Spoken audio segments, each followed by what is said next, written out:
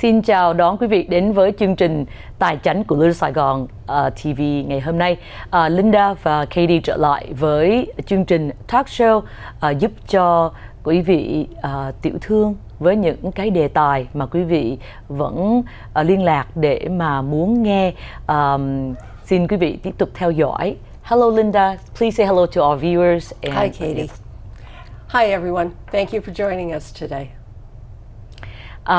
Yes, please go ahead and let them know the topic that we're going to discuss today. Okay. Well, today we're going to talk about some of the things that are problems and issues for small business owners. Owning your own business, being your own boss, setting your schedule is everything that you hoped it was going to be, right? Well, hopefully it is for you. With owning your own business, there come a lot of perks for being a business owner. But there's also plenty of things that are going to keep you up at night. Over the next couple of programs, we're going to go ahead and address some of the common things that stress out most business owners.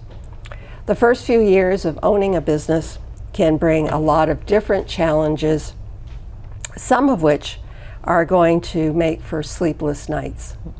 So today we're going to take a look at finding customers, increasing brand awareness, building an email list of prospects, and budgets. Kính thưa quý vị cũng biết rằng là chủ một doanh nghiệp nhỏ, small business owners, đôi khi nó có những cái thử thách mà hàng ngày hoặc là trước khi mình kế hoạch cho cái small business mình không có nghĩ đến, mà đến khi mà mình làm chủ rồi và đến khi mà mình mở được cửa tiệm rồi mình bắt đầu có những cái chi phí và mình có những cái việc để mà mình vận hành cho thành công cái kinh doanh đó, thì bắt đầu những cái thử thách nó keep mình không có ngủ được, sleepless night, mình suy nghĩ, mình đắn đo, mình lo lắng, đúng không quý vị? Cho nên cô Linda với lại Katie mới đem cái topic về những cái gì, những thử thách gì small business owners hay gặp phải, thường là làm sao để tìm được khách hàng cho mình, finding customer, không? Phải tìm khách, phải có lượng khách thì mình mới có thu nhập, mới có lợi nhuận, phải không ạ?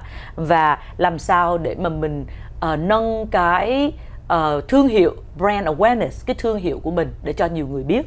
Rồi tiếp đó làm sao để mà mình có cái network email và network những cái người mà prospects, khách tiềm năng của mình đến cho mình. Rồi xong cuối cùng là phải có phần budget, tức là phần tài chánh.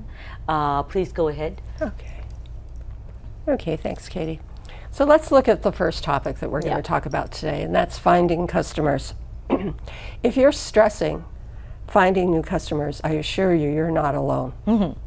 It isn't just small businesses that worry about finding customers. Companies like Apple, Mercedes, BMW, all of them, they're just not sitting around waiting for somebody to come to knock on their door to be a new customer. They have talented, experienced people who work every single day trying to bring in new customers. But for small businesses, the challenge is even more significant. You don't have the budget, number one, to hire those experienced, talented marketing people. You aren't a household name like an Apple. And there are so many choices when it comes to selecting what acquisition channels you should focus on that it can be really overwhelming. Also, acquisition costs have gone through the roof. And you don't have those deep pockets that a large corporation may have. It's estimated that the cost of acquiring new customers has increased almost 60% over the past 6 years. So how do you fix it?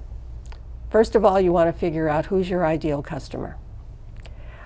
Using a shotgun approach to trying to reach customers just plain doesn't work. You have got to stay focused on that segment of the population that would or needs to buy from you.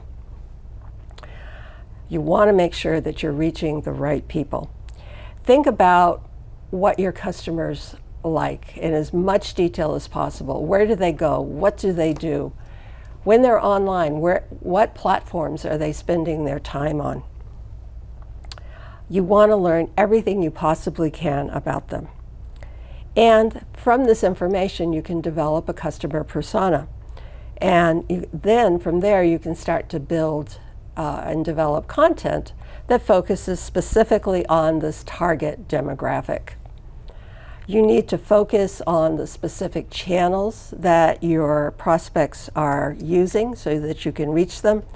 And you need to deliver a message that's going to resonate with your potential customers. Thưa quý vị vừa nghe qua cái vấn đề mà làm cho nhiều anh chị em chủ những cái doanh nghiệp không ngủ được ban đêm, không có thể restful được, là tại vì mình cứ lo lắng rằng là liệu mình có đủ khách hàng không. Thì cái phần finding customer cô Linda vừa nói qua, Katie xin nói lược lại thôi, là làm sao để mình có thể tìm kiếm được những người khách mà tiềm năng cho mình. Bởi vì không phải một mình quý vị đâu, mà hầu như tất cả mọi business owners, tất cả mọi ngành nghề đều phải có một cái suy tư về làm sao để mình có thể tìm được customers cho mình. Thì quý vị cũng biết rằng là để mà có những người khách của mình, tức là mình làm sao để mình acquire hoặc là mình convert được những người khách cho mình. Bây giờ không phải là rẻ nữa, đúng không phải quý vị? Tại vì nó rất là competitive, tức là nó cạnh tranh. Cho nên là trong khi quý vị trên đường đi tìm kiếm những cái customer cho mình thì nó có những cái cách là quý vị phải biết rằng là khách hàng tiềm năng của mình là ai, để mà mình mới target được cái audience đó, mình mới target được cái nhóm người đó, chứ không phải là mình quảng cáo lung tung. Bởi vì thật sự mình không có cái budget để mình quảng cáo lung tung, hoặc là mình mướn những cái công ty marketing firm để mà nó làm cái đó cho mình. Thì những cái homework đó quý vị sẽ là những người làm. Rồi xong rồi làm sao để mà mình tiếp cận được những người khách hàng đó, là những cái câu hỏi và những cái mà hầu như tất cả những quý vị mà làm chủ doanh nghiệp đều phải suy nghĩ đến. Đây là tiếp đến phần 2. Please go ahead. Thanks, Katie. The next thing that we'll look at is building brand awareness. If people don't know that you're in business, how can they possibly buy from you? Brand managers say that building an audience is their primary goal when it comes to their marketing campaigns for building brand awareness. It generates trust with your audience and helps you to develop top-of-mind awareness about your products and services. It builds trust, drives sales, and also builds a base of loyal customers. So how do you accomplish this? Well, there's a whole lot of different ways to develop and grow your brand awareness. We'll touch on just a few today. Public relations, wonderful way to get information out to your target market. Keep in mind, it's not an ad, but it's a way to get information out. It can be a variety of different things. Some are very general, things like you moved to a new facility, you hired a new key employee, you may be introducing a new product or service, or it may be something about the activities that the business participates in, such as supporting or sponsoring a local organization or charity. Also look to co-marketing. With co-marketing, it basically means that you're partnering with another non-competing business to help create marketing plans and executing them together. This expands your circle of contacts and helps you to build image and reputation. And finally, having a consistent, well-written, good quality blog is going to go a long way to building brand awareness. It's going to drive traffic to your website, help you establish yourself as an industry authority, and build trust with your customers and prospects. Thank you, Linda. Cảm ơn quý vị đang lắng nghe chương trình của chúng tôi. Xin đừng rời làn sóng của LittleSaigon TV. Chúng tôi sẽ trở lại trong giây lát.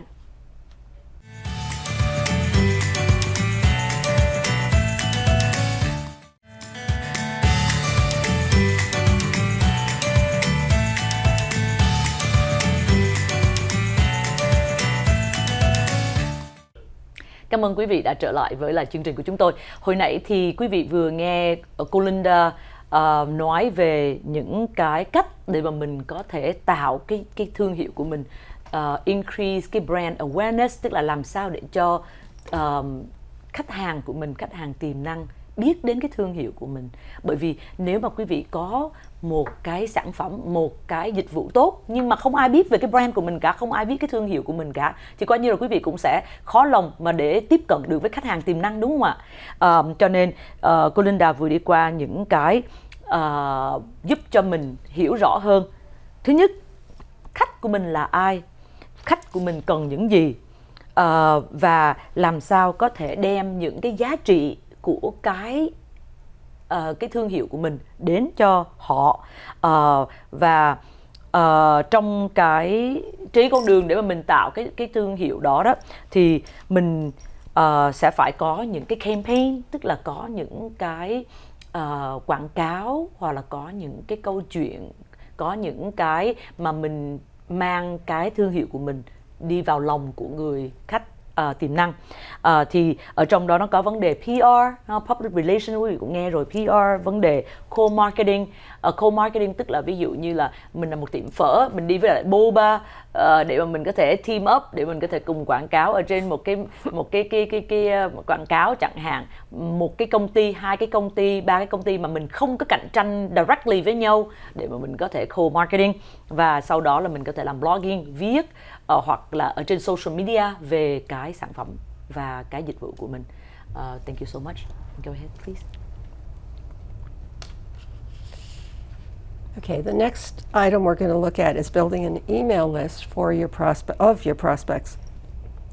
To convert prospects into becoming a customer, you need to build trust using nurturing messaging. You need to stay top of mind, and you need to provide consistent value to your customers and your prospects.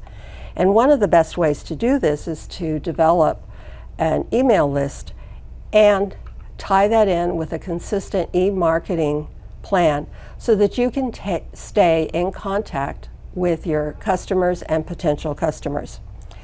Email marketing has been and continues to be one of the best and most effective marketing tools that there is. Every dollar spent on email marketing returns $42. And 59% of customers have said that email marketing influences their buying decisions.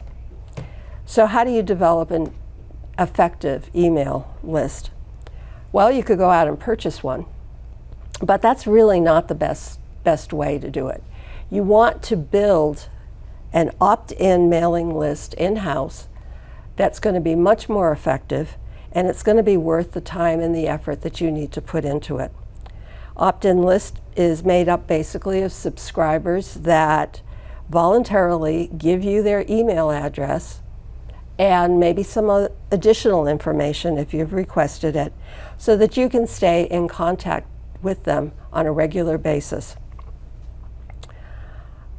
Those prospects that show an interest in wanting to be on your email list are showing an interest in your products and services, and they're the ones that are most likely to be converted into customers. Also, make sure that you have an opt-in function on your website. You can also leverage social media platforms that you know your audience is already using. Create interesting content that will encourage the audience to sign up for your mail list and also to follow you, and attract customers that you need to build those relationships with. Communicate with your prospects through the social media platforms. And you can create demand for your products and make it easy for people by having a blog that makes it easy for them to sign up on your email list. Blogging, again, will increase your online presence, help you establish yourself as an authority, and if you keep providing relevant, useful, and helpful content, it will enlarge your circle of contacts. Thưa quý vị vừa nghe qua cô Linda trình bày về cái vấn đề là làm sao để mà mình có thể có một cái mailing list để mình email cho khách hàng và giữ những người khách hàng đó của mình. Thì quý vị cũng biết rằng ở trong những cái research thì họ thấy rằng là những người tiêu dùng đó thì họ thường là sẽ bị ảnh hưởng bởi những cái email mà mình gửi ra cho họ, nhưng mà không phải là email bình thường, email mà quý vị phải có content, tức là phải có nội dung, email mà phải đưa tới được những cái value, những cái giá trị cho người ta. Thì làm sao để mình có được cái opt-in email, nghĩa là người ta sẽ tự đưa cho mình cái email của họ để mà họ nhận được tin tức của mình, cho nên mình sẽ có những cái nội dung content mà nó đầy giá trị để gửi cho họ. Thì từ đó mình sẽ build được cái trust, được cái sự tin tưởng, được cái sự tự tin ở trong người khách, ở trong cái audience mà mình muốn mang cái dịch vụ hoặc là cái sản phẩm đến cho họ. Thì ở trong cái vấn đề mà quý vị cũng biết, mặc dù social media platforms bây giờ rất là rộng lớn, người ta có thể trên Facebook, người ta có thể trên YouTube, trên LinkedIn, trên bất cứ mạng xã hội nào, nhưng mà email những information để mà họ có thể coi, có thể đọc ở trong cái thời gian mà họ có, vẫn là cách để mà mình có thể convert họ, để mình có thể mang đến những cái giá trị cho họ và họ sẽ trở thành những người khách với mình. Tiếp theo đây thì cô Linda cũng sẽ nói tiếp về vấn đề budget. Please go ahead. I think every single business owner stays up at night worrying about budgets. Absolutely. I know I have. Yes. It just comes with the territory. It's unfortunately, one of the bad aspects of owning a business, that you have to worry about this, and obviously creates a lot of stress. But if you can have a budget and stick to it and use it and plan ahead, I guarantee you it's going to help you get some better sleep. One of the biggest reasons new businesses fail is overextending themselves, is simply not having enough operating funds. So a realistic budget is going to help. So how do you prepare? Well, start with, if you've been in business for a year or two or more, go ahead and look at your profit and loss from previous years and analyze them, and make sure that you're accounting for anything that was unexpected that popped up, that you're including that in your current budget if it's something that's likely or could occur again. If the business is doing well, pay yourself a reasonable fixed salary. It's tempting to be able to dip into the profits and take a little extra, but you want to keep the cash in the business. And maybe just leave the option of paying yourself a bonus at the end of the year instead. And finally, make sure you have a rainy day fund for those unexpected surprises. It's best if you can have 3 to 6 months worth of operating expenses put away for emergencies. It can be tempting to reinvest that money in the business, but don't do that until you've already created your emergency budget. Remember, businesses go out of business because they run out of cash. Business owners' mantra has been and continues to be, cash is king. Yeah. Quý vị vừa nghe cái vấn đề tài chính budget. Hầu như tất cả chúng ta khi mà có small business, có làm chủ một cái doanh nghiệp, là mình sẽ rất là mình không ăn ngon ngủ yên khi mà cái budget của mình nó tight, đúng không quý vị? Nhưng mà đối với lại bất cứ một cái doanh nghiệp nào phải có sự đầu tư, không? Mình đầu tư giống như là ông bà mình nói đó, phải có tiền mới đẻ tiền được. Thì cái vấn đề đầu tư làm sao cho nó đúng đắn nhất, đầu tư làm sao cho nó hiệu quả nhất, vẫn là cái mà nó keep những người owners up at night, để mà mình biết mình làm sao để cân bằng được, trả cho mình một cái lương căn bản, cơ bản, còn phần đông mình sẽ bỏ lại vô trong cái business, đầu tư vô lại trong cái business, để mà mình có những cái ngày mà rainy day, mọi business mà khi mà bị thất bại bởi vì mình không có cash available khi mà mình cần, đúng không quý vị? Cho nên cái topic, cái đề tài ngày hôm nay rất là nhiều quý vị hỏi đến, và Katie cũng giống như là Linda mang đến cho quý vị với cái thời gian ngắn hạn ở trong cái chương trình này, nhưng sẽ mong rằng là sẽ mang lại cho quý vị những cái suy tư và những cái chuẩn bị kế hoạch cho nó thật đúng đắn cho cái tiểu thương của mình. Cảm ơn quý vị đã vừa lắng nghe chương trình vừa qua của Linda và Katie. Xin hẹn gặp lại quý vị trong tuần tới với lại những cái đề tài mới. Please go ahead and say goodbye to our audience. Thanks for joining us today, everyone, and we hope to see you again soon.